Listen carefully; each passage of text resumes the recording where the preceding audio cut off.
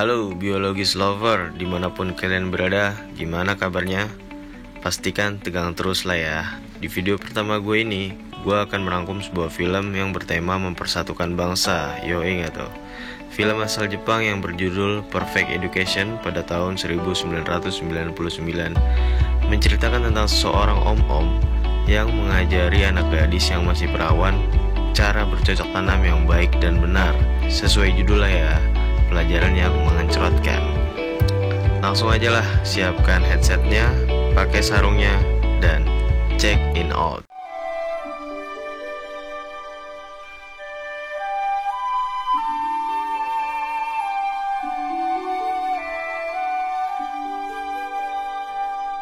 Cerita dimulai dengan memperlihatkan seorang gadis muda yang sedang lari pagi yang bernama Yuniko. Dan secara tiba-tiba muncul sosok om-om yang membekap mulutnya dan kemudian menculiknya. Om-om si penculik gadis ini bernama Iwazono. Kita panggil aja Jono lah ya. Kemudian Jono membawa ke rumah susun tempat ia tinggal. Yuniko yang sedang pingsan pun akhirnya tersadar dan berteriak. Jono yang panik langsung membekapnya dan mengancam kalau sampai berteriak lagi, ia akan menyempal mulutnya dengan teititnya. Tapi di sini Jono malah minta maaf dan memperkenalkan namanya. Kemudian Jono menceritakan masa lalunya ketika ia masih muda, dan ia merupakan anak orang kaya yang suka kepada salah satu karyawannya. Tapi sayangnya karyawan itu sudah punya tunangan. Karena saking sukanya Jono terhadap wanita tersebut, Jono kemudian menggenjotnya. Pada intinya nanti dia akan bisa menikahi wanita tersebut. Dan dia berhasil menikahinya, punya anak. Tapi ketika anaknya lahir, wanita itu malah membawa anaknya untuk melarikan diri. Dari masa lalunya Jono ini, ia sadar kalau cinta itu gak bisa dipaksakan. Blok, ya iyalah. Dan ternyata si Jono ini menculik Yuniko bukan seperti apa yang kalian pikir bro. Jadi si Jono ini melatih Yuniko agar bisa mencintai dengan sepenuh hati. Cailah Jon, gaya amat lu. Dan lucunya lagi, si Yuniko ini sesuai dengan namanya bro, unik. Dia tahu lagi diculik tapi tetap santuy bro. Kemudian Jono menceritakan orang-orang penghuni yang ada di rusun tempat ia tinggal. Ada Suda ini seorang mahasiswa yang hobinya nonton film bokep terus colsi. Semoga kalian gak kayak gitu lah ya. Kemudian ada Midori, pemandu lagu bayaran, pahamlah kalian. Terus ada Kawamata, orang yang paling aneh di rusun. Moriyama, tukang air kesehatan, suka promosi. Dan ibu RT rusun bernama Sakiko. Ibu RT ini sering banget gosip. Lalu Jono bilang kepada Yuniko percuma ia minta tolong kepada mereka, karena orang-orang tadi itu cuma hiasan di film ini.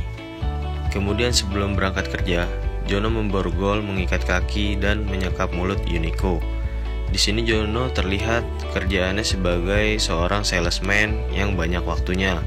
Kemudian saat pulang, Jono membawakan makanan untuk Yuniko yang masih terlihat kesal dengan Jono. Jono kemudian bilang mau pergi dan di sini ia memborgol dan menyekap Yuniko, tapi kakinya nggak dia ikat. Yuniko bilang apa nggak takut kalau ia kabur terus lompat dari jendela. Kemudian Jono menjawab, jangan melakukan hal-hal yang bisa membuatmu terluka. Cailah Jon, bisa aja cewek tulekan. Kemudian Jono pergi ke sebuah pabrik kosong yang berada tepat di depan tempat tinggalnya untuk mengamati apa yang bakal dilakukan oleh Yuniko. Sorenya Jono pulang kembali membawa makanan untuk Yuniko. Tapi terlihat Yuniko yang masih cemberut dan meminta makanan nasi padang dengan lauk, kepala kakap, tunjang, dan dendeng balado. Jono pun segera mencarikan yang diminta oleh Yuniko. Keesokan harinya Yuniko yang sedang menggoda Jono untuk menciumnya, tapi Jono gak mau. Karena Yuniko ini belum mencintainya, dan Jono tahu kalau Yuniko melakukan itu supaya Jono cepat melepaskan dirinya. Kemudian Yuniko yang ingin mandi dan buka baju di depan Jono, dan sengaja nggak mengikat Yuniko. Jono pergi ke pabrik kosong lagi untuk melihat apa yang bakal dilakukan oleh Yuniko. Ngontrol si Jono ini. Di sini terlihat Yuniko yang sedang membuka jendela dan mungkin niatnya untuk melihat seberapa tinggi tempat tersebut, dan malah hampir jatuh karena pagar yang dipegang itu udah keropos. Jono kemudian kembali dan ketika ia mencoba melihat pagarnya yang rusak tadi, tiba-tiba Yuniko mencoba mendorong Jono. Tapi ternyata di sini Yuniko udah mulai kasih bercandaan ya. Dan ketika ia mau tidur, sekali lagi Yuniko mencoba menggodanya karena ia yakin kalau habis begituan terus udah cerot, pasti nanti dia akan bosen. Iya apa iya, ayo, mau cakap apapun juga kalau udah cerot pasti dipunggungin. Iya apa iya, ayo. Tapi di sini Jono tetap menahan konaknya dan gak mau melakukannya. Cuma di film bro, bisa kayak gini. Hari demi hari, Yuniko disekap, ditinggal, dikasih makan. Tapi secara bersamaan Jono juga kasih perhatian, lemah lembut, dan juga penyabar. Sampai 1 bulan kemudian terlihat perubahan dari Yuniko. Seperti yang kalian lihat, Yuniko dan Jono lagi asik ngobrol sambil ketawa ke TV kayak bukan penculikan pada dasarnya. Kemudian Jono kasih hadiah ke Yuniko berupa seragam Sailor Moon. Pasti kalian udah berimajinasi ya. Iya apa iya, ayo. Ia ingin mengajak Yuniko liburan ke pemandian air panas. Yuniko bilang apakah nggak takut kalau nanti ia kabur melarikan diri. Jono pun menjawab, kalau sampai kejadian itu terjadi, ia akan menertawakan dirinya sendiri yang bodoh. Tiba-tiba ada yang mengetuk pintu kamarnya, dan itu adalah Ibu RT. Di sini sebenarnya kalau Yuniko ada niat buat kabur ya, dia tinggal teriak aja ya kan, atau lari keluar. Tapi dia cuma diam. Ibu RT yang melihat ada sepatu cewek kemudian bertanya, itu sepatu siapa? Jono menjawab, kalau nanti keponakannya akan datang ke sini. Dan di sini terlihat Yuniko yang sedang mengambil sebuah pisau, tapi dia cuma diam, nggak ngapa-ngapain.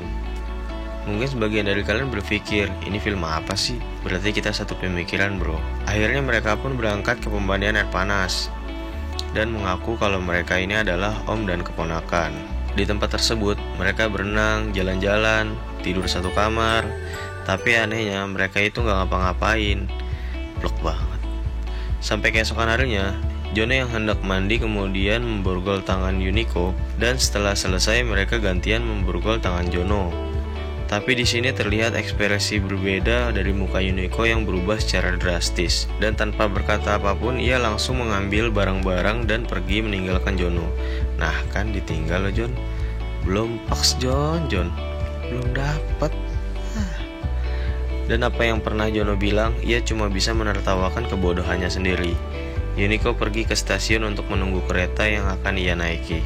Sementara itu, orang-orang hotel mulai panik karena takut mereka kabur dan gak bayar sewa penginapannya. Karyawan hotel langsung menuju ke kamar Jono dan ketika mereka ingin membuka kamarnya, tiba-tiba muncul sosok Yuniko yang kembali ke tempat tersebut. Kita bisa ambil kesimpulan lah ya pada poin ini. Ketika Yuniko balik lagi, ternyata nganu, sakti juga si Jono ini. Kemudian mereka kembali ke rusun yang diketahui oleh seluruh tetangganya dan mengira Yuniko adalah keponakannya yang diceritakan pada Ibu RT kemarin. Dan begitu masuk ke kamar, Yuniko langsung menerkam Jono dong. Dan terjadilah penggenjotan yang berdarah karena diketahui Yuniko ini masih perawan bro. Wesu, Jono menang banyak bro.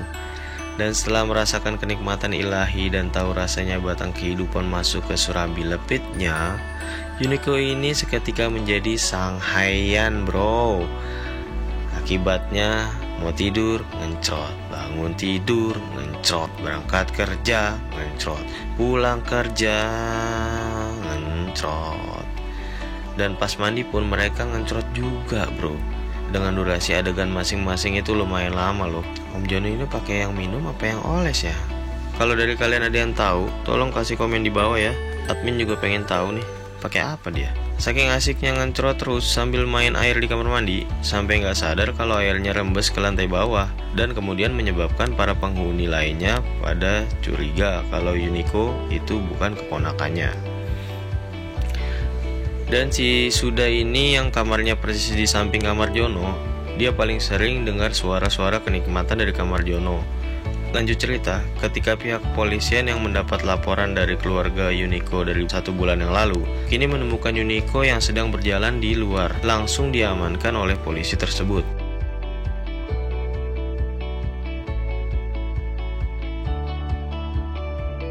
Dan Jono kemudian didatangi oleh polisi dan dia mengakui semua kejahatannya. Namun beberapa saat kemudian, ternyata Yuniko memberikan kesaksian bahwa semua tindakan yang ia ungkapkan dilakukan atas dasar suka sama suka dan bukan penculikan secara paksa. Akhirnya, karena hal tersebut, Jono kemudian dijatuhkan hukuman yang ringan. Mantap juga sih. Dan film pun berakhir. Film yang mengkampretkan. Oke, poin dari film ini adalah ketika kalian sedang lari pagi, janganlah terlalu pagi. Agak-agak siang-siangan dikit lah, dan cari tempat yang banyak orang. Poin kedua, janganlah mudah percaya dengan gombalan para buaya yang ingin memangsa. Dan yang ketiga, ketika kalian sudah melihat om-om sudah mendekat, hendaklah lari sekencang mungkin. Oke, untuk kalian yang ingin merequest film, silakan kasih komentar aja di bawah. Semoga channel ini bisa menghibur kalian. Terima kasih sudah menonton.